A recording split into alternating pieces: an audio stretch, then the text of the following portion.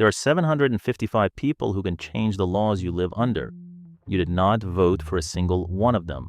Sure, some dictatorship. You cannot vote any of them out, ever. Most of them keep the seat until they die. So, elections? No. What? Right? Definitely a dictatorship. 26 of the seats are reserved for bishops. Wait, Iran? Britain, the House of Lords. What? And for turning up, they can claim £371 a day, tax-free, without saying a single word. Quick hello, the cap is me. I read the paperwork so you do not have to. Right, where were we? And here is the part that should annoy you more. 3 months ago, Britain reformed that chamber. The papers called it the biggest democratic cleanup in a generation. It made the chamber less democratic, and you cheered. Stay with me. The trick is good. Until April this year, some of those seats were inherited. Not metaphorically. Your father sat there, so you sat there. 85 men still held seats that way in March in the year 2026. On the 29th of April, all of them were removed. Centuries of it, finished in an afternoon, and it gets better. When one of them died, the seat did not just pass down. The surviving hereditary lords held an election. For the Liberal Democrat seats, the entire electorate was 3 people. There was one where 11 candidates stood, and 3 people voted. 11 candidates, 3 voters. The average electorate for these elections was 32. A by-election to the House of Commons averages 28,748. Okay, so they got rid of it. That's good, right? That is what everyone said. Now count what is left.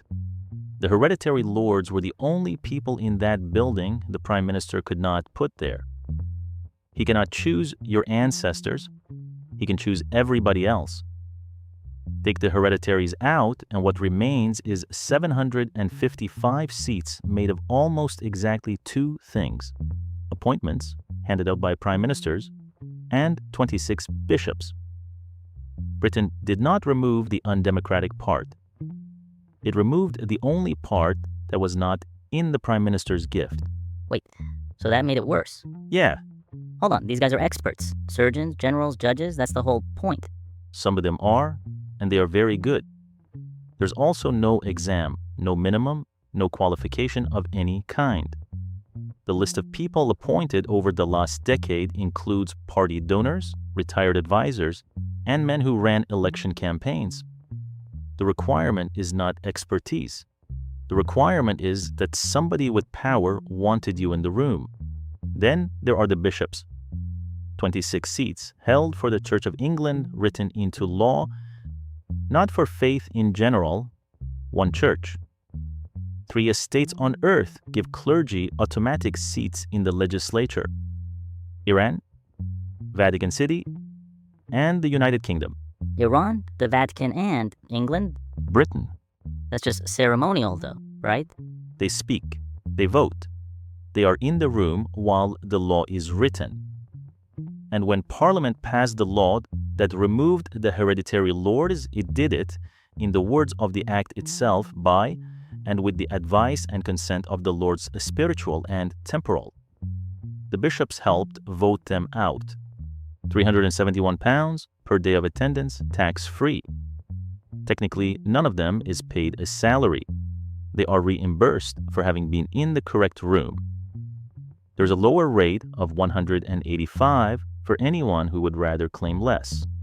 You may guess how popular that option is. They can't actually block anything, though. The Commons overrules them. Correct.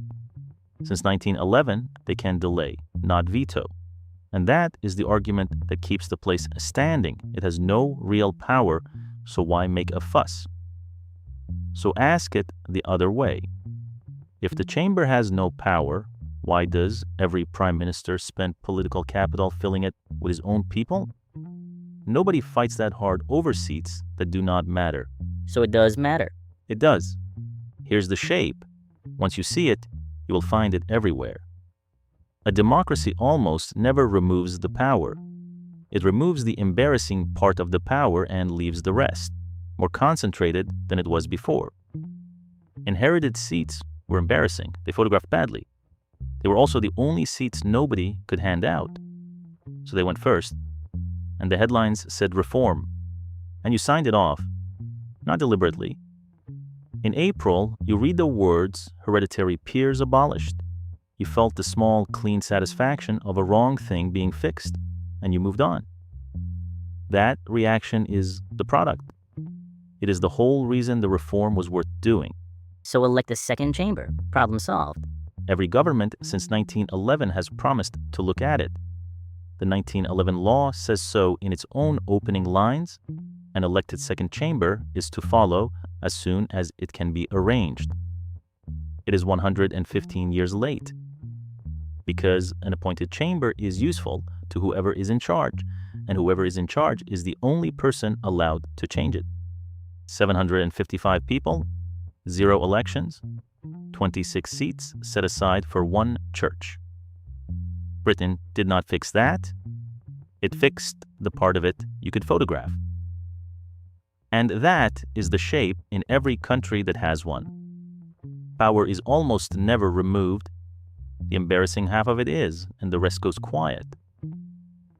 So the next time a reform is announced, do not ask what they took away.